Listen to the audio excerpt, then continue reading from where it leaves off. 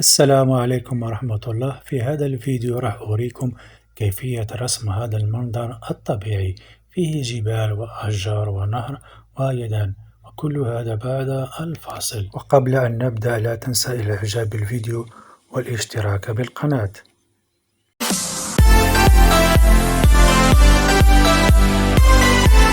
مرحبا من جديد. في البداية نقوم برسم مخطط سريع لليدين، وقد قمت بوضع هذا المخطط ولكن بشكل خفيف لا يظهر. وكما تشاهدون أضع الآن الأصابع وأقوم بمواصلة رسم اليد اليمنى، ثم أنتقل إلى رسم اليد اليسرى بنفس الطريقة، لأن الرسم يكون عبارة عن يدان تحملان منظر طبيعي فيه جبال وأشجار ونهر في الوسط. وحتى لا يكون الفيديو طويل قمت بتسريع الوقت. بعدها ننتقل إلى قمة الجبل، وأقوم بتقسيمه نوعا ما إلى قسمين، جزء فيه ظل وجزء يكون فاتح بقلم الرصاص الدرجة الأولى HB. أقوم بوضع الحدود ووضع طبقة خفيفة بهذه الطريقة. أقوم بوضع خطوط، وهذه المناطق فيها ظل، كذلك فيها صخور التي ليس فيها ثلج، ونواصل بنفس الطريقة.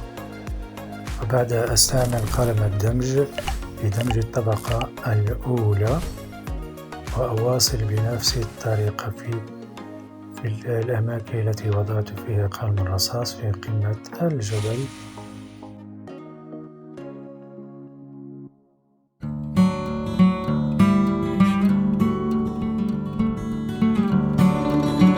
وبعد الانتهاء أخذ قلم الرصاص ب3، وإن لم يكن لك استعمل فقط القلم الذي لديك مع الضغط عليه.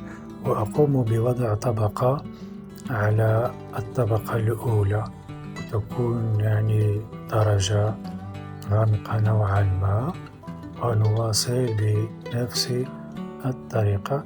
وبعدها أضع طبقة خفيفة بنفس القلم، والتي هي تمثل الثلج، ولكن في الجهة التي لا يصل إليها النور.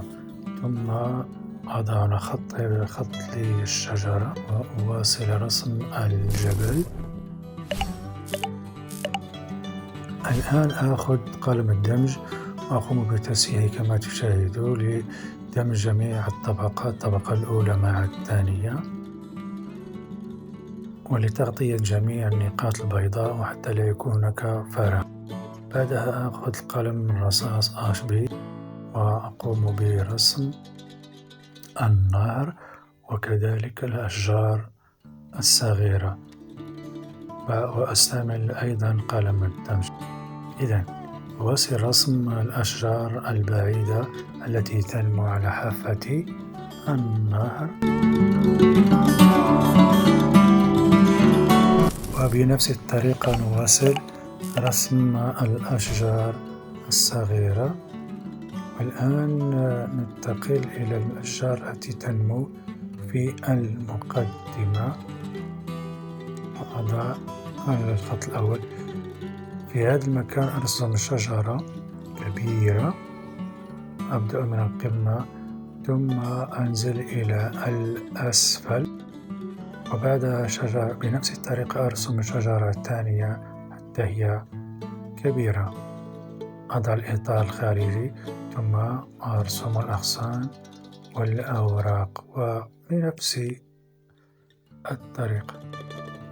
الآن آخذ قلم الرصاص ب3 وأضع طبقة ثانية أغمق من الأولى حتى تكون بشكل أوضح.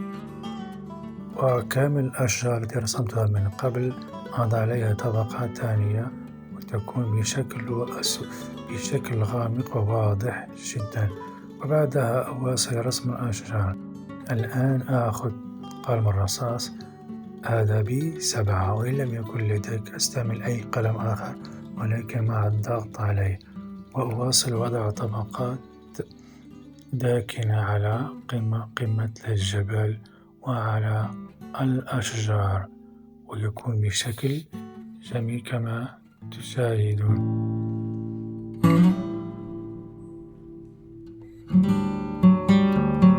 الآن ننتقل إلى رسم أصابع اليد اليمنى، وعندما ننتهي الآن أضع الشلال الذي يخرج من بين أصابع اليدين، وأقوم بتضليل الأصابع ونواصل بنفس الطريقة.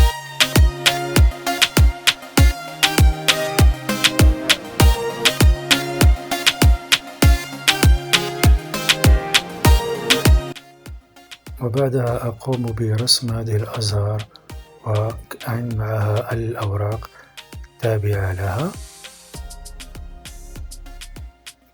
وأرسم كذلك التفاصيل الخاصة بالأصابع والأزهار.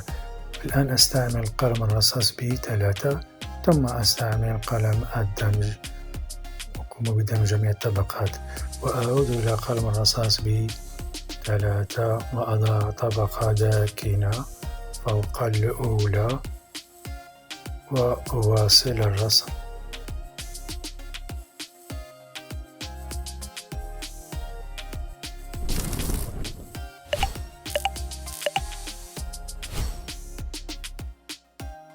ونواصل رسم الزهور والأوراق التي تخرج من بين الأصابع. وفي هذا الرسم الزهور هي لا تزال لم تتفتح بعد، وسوف نرسم زهرتين أو 3 متفتحة على الجهة اليمنى. إذا ننتقل إلى الجهة اليمنية ونواصل الرسم، وسوف نتبع نفس الطريقة الأولى.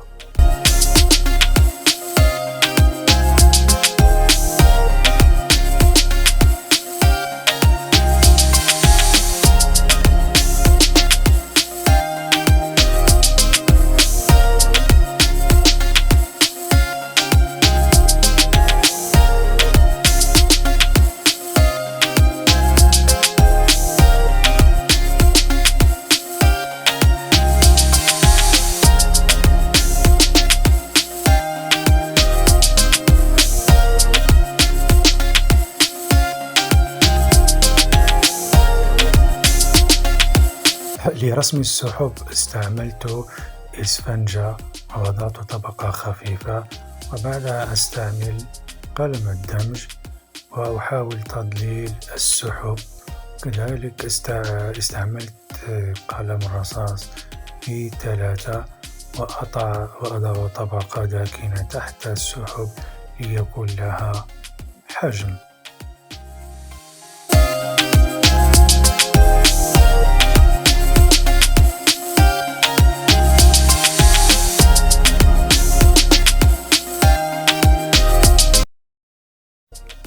هذا هو الشكل النهائي للرسم. أتمنى أن يعجبكم، ولا تنسوا الإعجاب بالفيديو والاشتراك. وإن كنتم تريدون مشاهدة الفيديو كامل حوالي أكثر من ساعة تجدونه في قناتي الثانية، سوف أضع الرابط في صندوق الوصف. والسلام عليكم.